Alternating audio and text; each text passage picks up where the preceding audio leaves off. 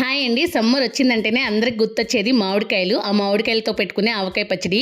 ఆవకాయ పచ్చడి లేకపోతే ముద్ద దిగదనే వాళ్ళు చాలామందే ఉంటారు. అలాంటి ఆవకాయ పచ్చడిని ఆంధ్ర స్టైల్లో సంవత్సరం అంతా నిలువ ఉండేలాగా సింపుల్గా సూపర్ టేస్టీగా ఎలా చేయాలో చూపించబోతున్నాను.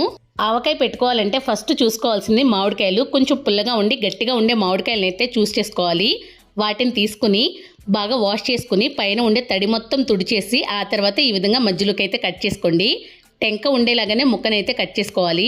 లోపల ఉండే టెంకకి పైన ఈ విధంగా పొర అయితే ఉంటుంది, దాన్ని అయితే తీసేసుకోవాలి. ఆ తర్వాత ఇక్కడ చూస్తున్నారు కదా, ఈ విధంగా మంచి సైజులో ముక్కలను అయితే కట్ చేసేసుకోవాలి. ముక్కలన్నీ ఒకే సైజులో ఉండేలాగా కట్ చేసేసుకున్న తర్వాత ఈ ముక్కలన్నింటినీ ఒక అరగంట పాటు ఎండలో అయినా పెట్టుకోండి, లేదంటే ఫ్యాన్ కింద అయినా కాసేపు ఆరబెట్టేసుకోండి. ఎక్కడైనా తడి ఉంటే కంప్లీట్గా పోతుంది.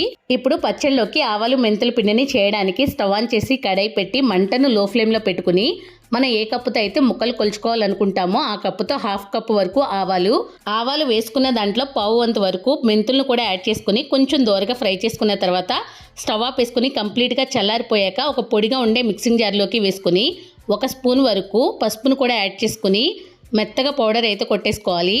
ఇప్పుడు పచ్చడి కలుపుకోవడానికి వీలుగా ఒక బౌల్ని అయితే తీసుకుని అందులోకైతే ముక్కలను అయితే కొలిచేసుకోండి. నేను తీసుకునే కప్పుతో నాకైతే 5 కప్పుల వరకు మామిడికాయ ముక్కలు అనేది వచ్చాయి. నేను కొంచెం పెద్ద సైజులో ఉండే మామిడికాయలు తీసుకున్నాను కాబట్టి ఈ కప్పుతో అయితే 5 కప్పుల వరకు వచ్చాయి. ఒక హాఫ్ కప్ వరకు పల్లీల నూనెను కూడా వేసుకుని ముక్కలకి అంతా బాగా పట్టుకునేలాగా మిక్స్ చేసుకోవాలి.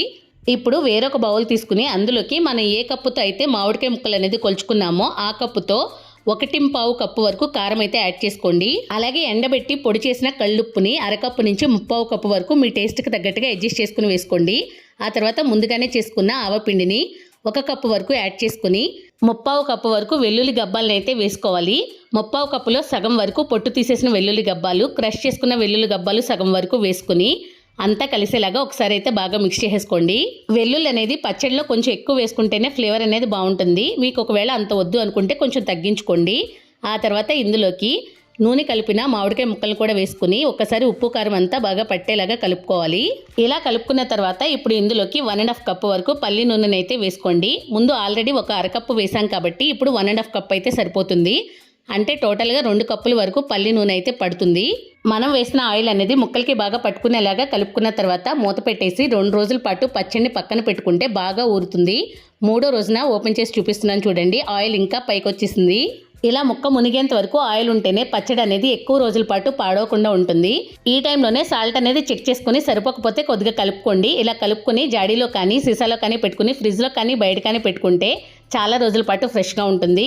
వేడి వేడి అన్నంలో నెయ్యితో కలుపుకుని ఈ పచ్చడితో తింటే సూపర్ ఉంటుంది.